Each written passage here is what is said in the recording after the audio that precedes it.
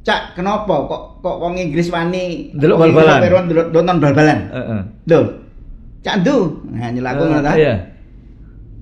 Pemerintah Inggris dan pemerintah sebagian besar negara-negara di Eropa itu sangat kuat mencari kasus tadi dengan testing yang tinggi, ya.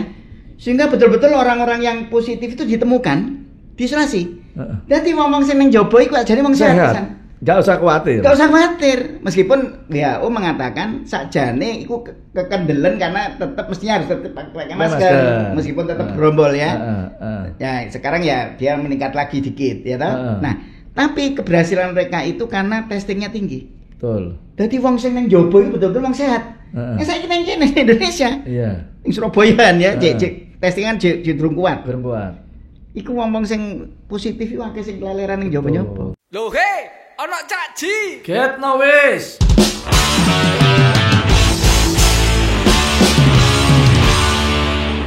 Erek ketemu maneh ngene jagongan Surabaya. Jagongane caceke Surabaya. Dino iki awake dhewe ana tamu istimewa. Nah, namanya Dr. Windu Purnomo, ahli epidemiologi. Gimana Dok? Sehat? Nggih, alhamdulillah. Sehat, Cak. Terima kasih kasih bisa diundang. Terima kasih datang di podcast kita. Nggih. Jagongan Surabaya nyantai, Dok, ya toh. Ya Surabaya wanae. Suguhane kacang goreng, biasalah jagongan suguhan kacang goreng. Arek-arek Surabaya ngono. Dok, ini musim pandemi belum berakhir. Tentunya juga meresahkan semuanya. Oleh karena itu Surabaya pun kita ingat betul pada saat wali kotanya Bu Risma pun ini juga ada musim pandemi. Bahkan dihebohkan antara data yang di provinsi sama datanya yang di Pemkot nggak podo. Bahwa dikatakan Surabaya sampai peteng dedet jari ini kayak ngono. Merah ya. Sekarang kemarin itu juga heboh lagi Dok. Bahwa majalah Tempo merilis besar-besar jari ini Malang sama Surabaya itu memanipulasi data, jari ini seperti itu. Angka kematian. Saya minta tolong dijelaskan. Saya bukan orang yang ahli di bidang kedokteran, di bidang kesehatan, tetapi dokter yang ahli di situ. Kita inginnya seperti apa sih supaya warga Surabaya tahu, khususnya di Indonesia. Makanya data sebenarnya kita itu tidak mau nutup-nutupi basa Surabaya ini blak utang. Jadi blak-blakan lah nggak masalah. Supaya apa? Kalau di media mainstream mungkin kakean diedit, mungkin kakean ditutup-tutupi berita sing bener iso diedit, jari kesalahannya redaktur, jari kesalahannya wartawan. Tapi kalau di kita bebas. Jadi dokter menyampaikan bebas supaya warga Kota Surabaya tahu dan bahwa itu benar-benar temuan secara ada teorinya dan tentunya juga melalui suatu riset. Itu yang penting. Monggo saya silakan Dokter Purnomo. Nggih. Nggih, Cak. Jadi kan nomor satu ya kalau kita ini ingin membuat kebijakan yang tepat, tentu harus berbasis pada informasi yang tepat juga. Tepat juga. Informasi yang tepat itu hanya bisa didapatkan kalau data yang dipakai adalah data yang corone keilmuan data sing valid. Valid. Valid. Ya, valid itu artinya benar. Benar. Nah, enggak digawe-gawe. Tidak digawe-gawe. Nah, jadi kemarin saya sempat ini bukan hanya khas Jawa Timur, tetapi secara umum di Indonesia itu antara kasus aktif, Cak. Kasus aktif. Kasus aktif itu tahu ya, kasus aktif itu adalah kasus yang sekarang mereka yang sedang positif, itu namanya kasus aktif. Siap.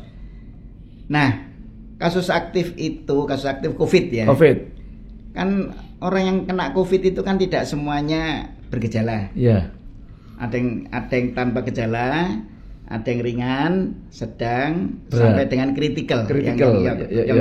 Yang berat sekali, yang tidak, kalau tidak tertangani dengan cepat ya meninggal gitu. Ya. Nah, yang butuh rumah sakit itu yang 3 ini, golongan ini yang butuh rumah sakit ya. Yang sedang, berat, dan kritikal. Nah, tapi yang butuh rumah sakit nih, yang sedang sampai kritikal itu hanya maksimum tuh 20% tok. 20% ya, maksimum. 20% dari semua kasus aktif. Yang sebagian besar itu adalah mereka yang ringan gejalanya atau tanpa gejala. OTG termasuk. OTG itu. Nah, kemarin itu pada akhir Juni lah ya. Akhir Juni itu saya sengaja mau melihat sakjane ya, bener nggak sih data yang ditampilkan, yang dilaporkan itu, kasus aktif yang dilaporkan setiap hari itu sebetulnya valid atau tidak, ya kan? Nah, gampang itu caranya dengan di cross check dengan orang yang betul-betul dirawat dengan COVID di rumah sakit. Nah, orang yang dirawat di rumah sakit itu kan cuma 20% kan? 20%-nya saja. Nah, ternyata untuk beberapa tempat ya, Provinsi Jawa Timur, yang ada provinsi lain juga, itu ternyata yang dirawat di rumah sakit, yang dan itu kita bisa dapatkan semuanya dari data Menkes. Kementerian Kesehatan. Demikian pula yang data kasus aktif tadi juga kan dari provinsi kan juga ada di Kemenkes semuanya. Nah, ternyata yang dirawat itu lebih gede daripada yang dilaporkan. Oh, ya kan? Siap, ya. Itu aja sudah aneh. Lebih daripada 20%. Itu aja aneh. Nah, kemudian saya hitung kan yang dirawat itu kan hanya 20%. Saya bisa ngitung kalau begitu sesungguhnya piro sih sing gak dirawat. Sing sakjane kasus aktif itu piro?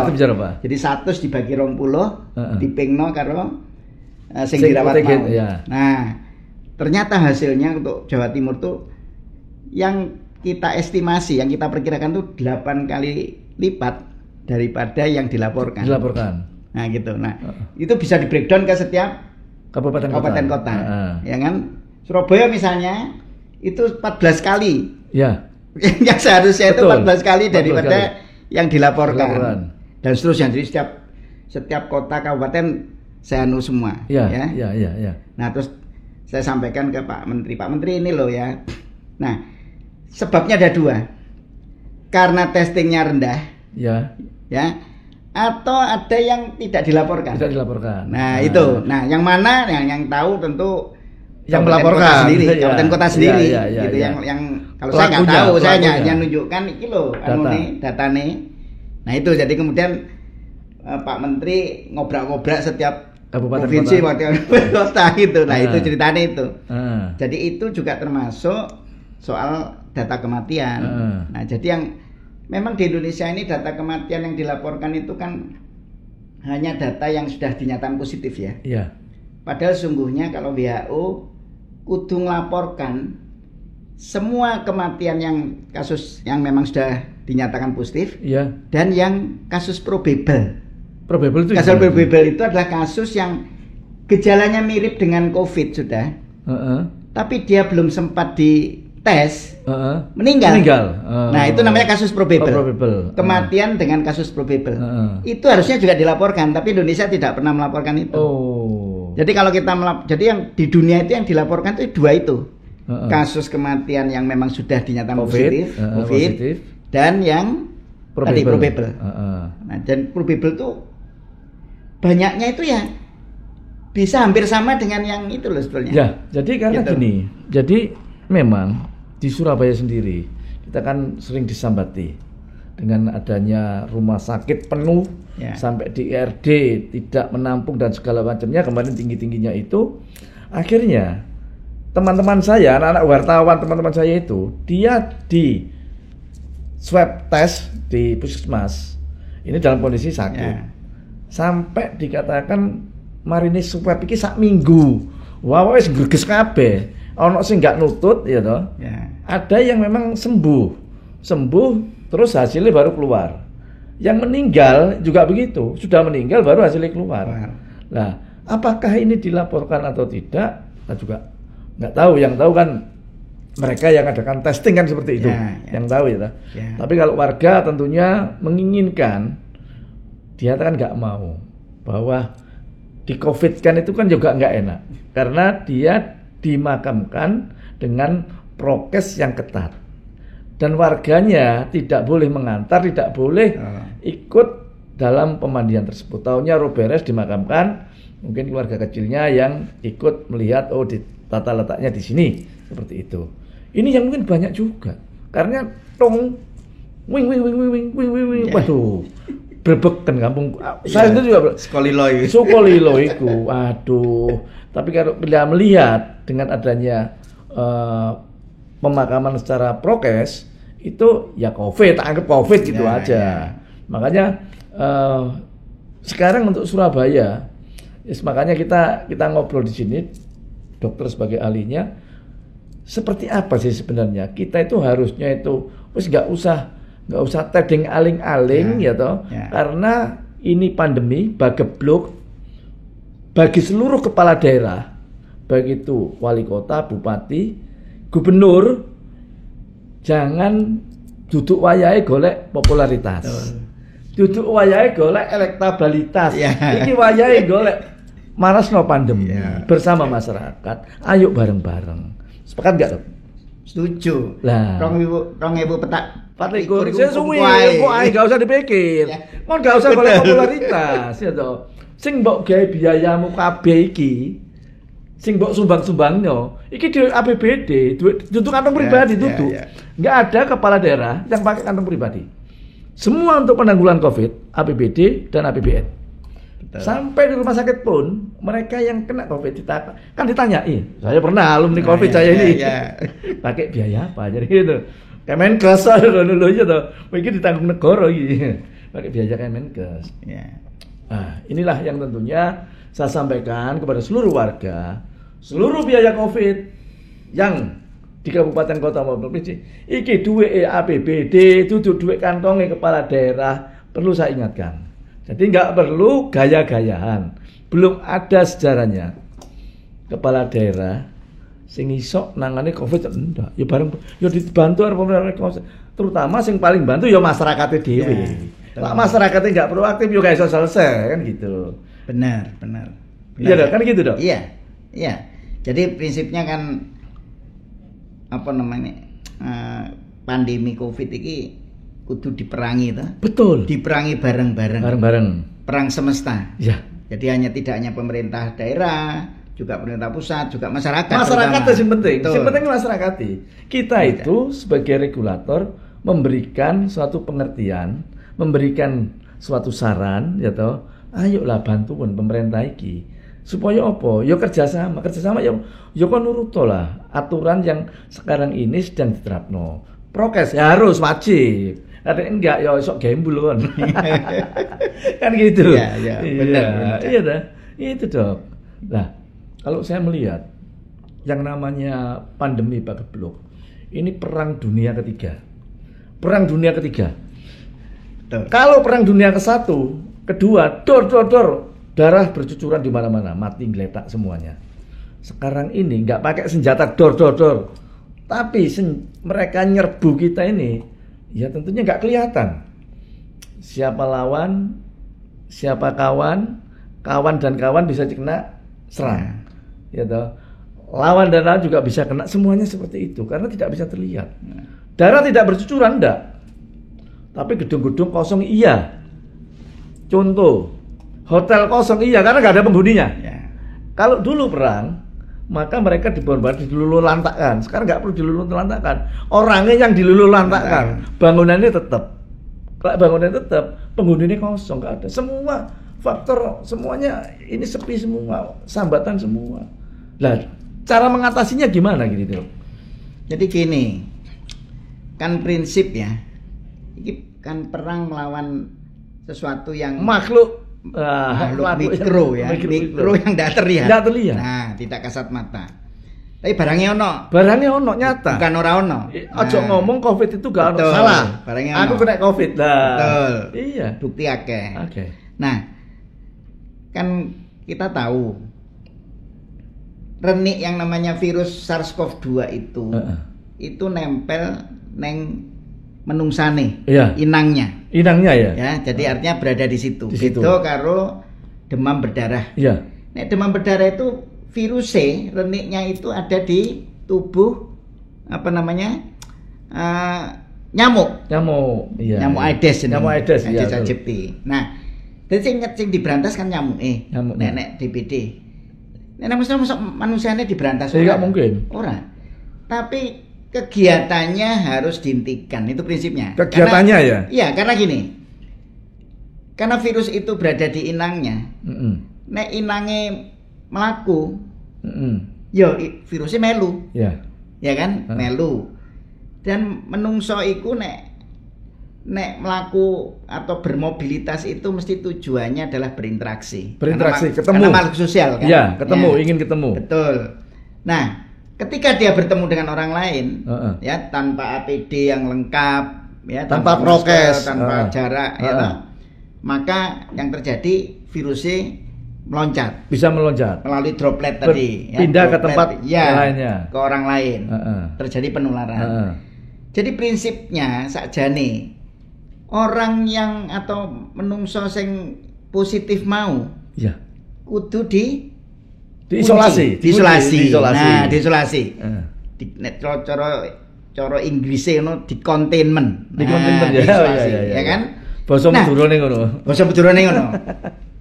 Tapi untuk bisa mencari orang yang diisolasi yang positif ini kan kudu weruh kene. Betul. Kan enggak bisa dengan mata kepala. Enggak bisa dites. Kudu dites. Nah, jadi makanya yang paling penting itu goleki kasusnya dengan cara apa? Testing. Satu-satunya itu. Makin banyak yang kita testing, dan itu tugas pemerintah tentu ya. Makin tahu populasinya berapa. Makin banyak orang yang bisa ditemukan yang positif. Sehingga dia bisa kita isolasi.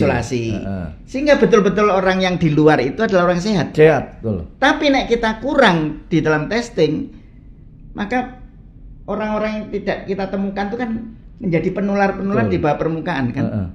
Nulari terus yang jobo-jobo. Terus. Ya kan? Ini sing angel. Iku sing angel. Nah, makanya sing paling penting iku sakjane siji adalah tadi mencari orang yang positif sebanyak-banyaknya dengan testing dan tracing. Berhubungan karo sapa kon? Dalam 24 jam terakhir dalam 14 hari terakhir ketemu sapa wae sing cedak. Loh, itu 14 hari ya? 14 hari. Jadi masa inkubasi 14 hari. 14 hari. Yang 14 hari terakhir jadi nek Cak Ji positif ditakoni kudune to. Cak Ji ketemu wong dalam 14 hari terakhir sapa wae. Nah, engko ngomong iku kudu dites. Dites. Kudu ditemukan kan? Ditemukan orang yang disebut mau. Dites. Nek positif ya juga isolasi. Dengan begitu kita akan bisa mengisolasi orang sebanyak-banyaknya. Jadi betul-betul orang yang di luar itu adalah orang yang sehat. Ya kan? Sepakat. Makanya kini kan wingi deleng anu to. Piala Eropa, betul. Ini gumun dah. Lho kok iso melok iso nonton di stadion. Rame-rame. Padahal ning kono ya jek ono Covid. Kenapa kok iso wani ngono? Ya kan? Aku Cak duwe kanca associate professor neng Manchester University neng Inggris. Aku takon, Cak, kenapa kok wong Inggris wani ndelok bal-balan? Nonton bal-balan. Lho, Cak ndu. Nah, nyelaku ngono ta? Iya. Pemerintah Inggris dan pemerintah sebagian besar negara-negara di Eropa itu sangat kuat mencari kasus tadi dengan testing yang tinggi. Ya. Sehingga betul-betul orang-orang yang positif itu ditemukan, diisolasi. Dadi wong sing ning jaba iku ajane wong sehat. Enggak usah khawatir. Meskipun WHO mengatakan sakjane iku kekendelen karena tetap mestinya harus pakai masker. Meskipun tetap gerombol ya. Ya, sekarang ya dia meningkat lagi dikit ya toh. Nah, tapi keberhasilan mereka itu karena testingnya tinggi. Betul. Dadi wong sing nang jaba iku betul-betul wong sehat. Saiki nang kene Indonesia. Iya. Ing Surabaya ya, testingan durung kuat. iku wong-wong sing positif iku akeh sing keleleran ning nyoba-nyoba. Padha karo awake dhewe mau. Sadurunge wektu testing sih. Testing antigen. Bener salah satunya kan. Tadi saling menjaga. Saling terbuka. Ya, ojo ditutup-tutupi gak usah wedi. Bener. Kesadaran diri sendiri itu sangat penting. Makanya saya seluruh anggota saya itu bilang, "On testingo, minimal sak minggu pisan testing." Antigen, puskesmas, supaya menjaga satu sama lainnya, karena kalian berinteraksi satu teman dengan teman lainnya. Loh, kalau kesadaran ini cukup di warga kota Surabaya, ya testing ya, gelem nglakoni mlaku lah ning puskesmas, antigen ya, cepet kalau antigen. Itu saya kira lebih safety, aman, bener. untuk menjaga itu. Lah wong ngene dhewe kadang-kadang kan kadang-kadang gaya-gayaan gak apa-apa nih. Coba begitu testing lho sik burak ora PCR ora burak. Iku meraguno kalau mine. Nah, ini yang tentunya harus kita sampaikan kepada warga kita. Saiki ngene, Pak Dok. Jadi untuk testing itu kira-kira berapa persen sih dari jumlah penduduk yang harus kita lakukan itu? Nah, gini. Yang penting adalah mulainya dari tracing dulu. Tracing. Lacak ya dalam cara Indonesia ini lacak atau telusur. Ditelusuri. Nah, satu orang yang positif, ya itu kudu ditemukan minimal standar WHO. Ya. Jadi Badan Kesehatan Dunia itu kudu ketemu 30 kontak erat. Tapi Kementerian Kesehatan ngenyang. Gak usah 30 kena 30 kangelan. 15. Minimal 15. Dalam kurun waktu? Dalam 14 hari. 72 jam. Oh, 72 jam. Iya, artinya gini, dalam 72 jam harus ditemukan orang yang kontak erat selama 14 hari ke belakang. 14 hari ke belakang. Nah, gitu. Kudu ketemu 15. Berarti nek Surabaya saiki ya, contohnya Surabaya iki saiki lah sekitar 400-an, 300 per hari. Per hari. Yang positif. Jadi kan umpamanya tak hitung aja 400 ya. 400. Kan kudu ketemu kontak eratnya 15 per satu orang. Jadi diping 15. 15 ping 400. Nah, 400. Berarti sehari ya kudu 6.000. 6.000 orang yang kontak erat. Ketemu kontak erat 6.000 yang semuanya harus dites. Jadi testingnya untuk Surabaya misalnya harus 15 kali dari rata-rata per hari yang ditemukan positif. 6.000 orang. 6.000 kudu dites. Nah, saiki iso nggak Surabaya ngetes 6.000 orang per hari? Harusnya 6.000. Minimal ya. Minimal. Nah, jadi itu hitungannya. Pokoknya setiap ada yang positif kalikan 15. Karena itu yang harus dites, ditemukan dulu loh ya, ditemukan kontak eratnya dulu. Setiap kontak erat harus dites. Nah, jadi totalnya tadi pokoknya ping 15 siji wong 15 dipingno wong sing yang ketemu positif mau. Nah, iku hitungane, Cak. Oh, gitu. Jadi tak kira kok gurung ono ya. Kabupaten kota yang saiki durung ono. Tapi pemerintah pusat wis menargetkan seperti itu. Ya, tracing harus sampai 15. Makanya sekarang kan dikerahkan toh Babinsa, TNI Polri, Babin Kamtibmas. Ya, ditambah relawan-relawan itu dikerahkan semua untuk tracing. Menjadi tracer mereka. Tracer. Ya kan? Nah, itu bisa membantu kota maupun kabupaten untuk mencari kontak erat sebanyak mungkin tadi. Lah, sing penting harus ada keterbukaan bagi mereka yang sudah dinyatakan begitu testing positif. Mereka gelem ngaku, kon ketemu sapa? Bener. Minimal keluargane, kena. SKP keluargane. Kancane. Keluargane ketemu sapa nih? Kan gitu. Betul. Ya keluargane ketemu. Tapi, jadi nggih, tapi yang penting sing pertama mau kudu ketemu sing ketemu DE selama 14 hari terakhir kudu ketemu 15. Itu harus dieling-eling bener. Kudu.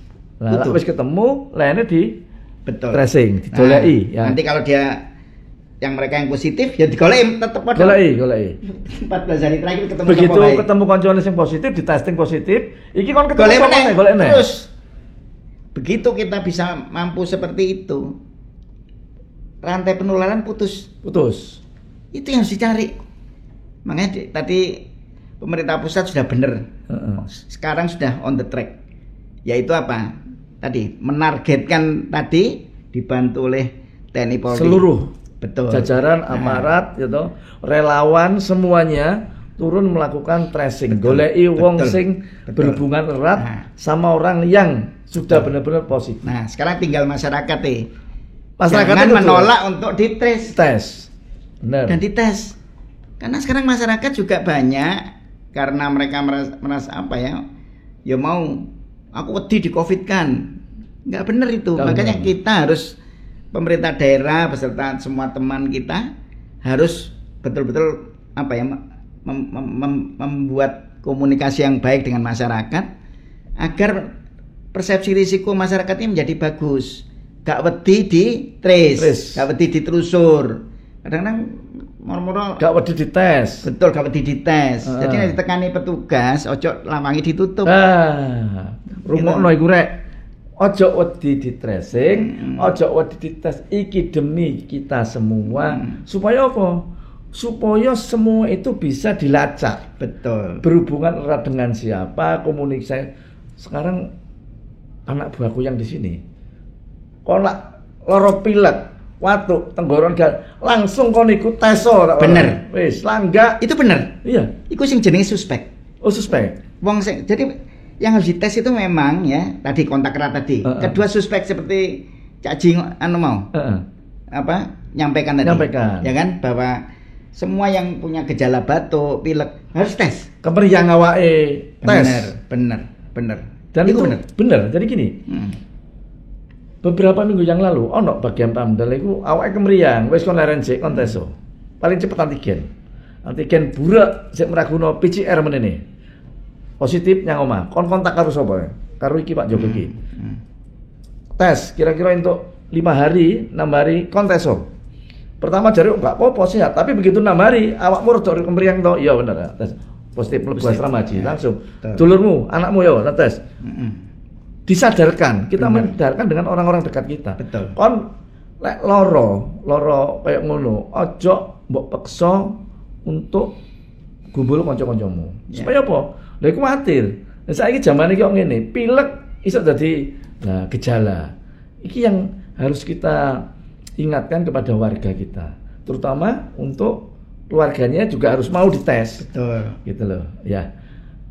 Mungkin nanti kita lanjut lagi, lebih seru lagi, lebih kita buka lagi apa yang menjadi kewajiban kita kepada Dr. Windu untuk bisa menjelaskan lagi. Ya, leren cek ya, Rek.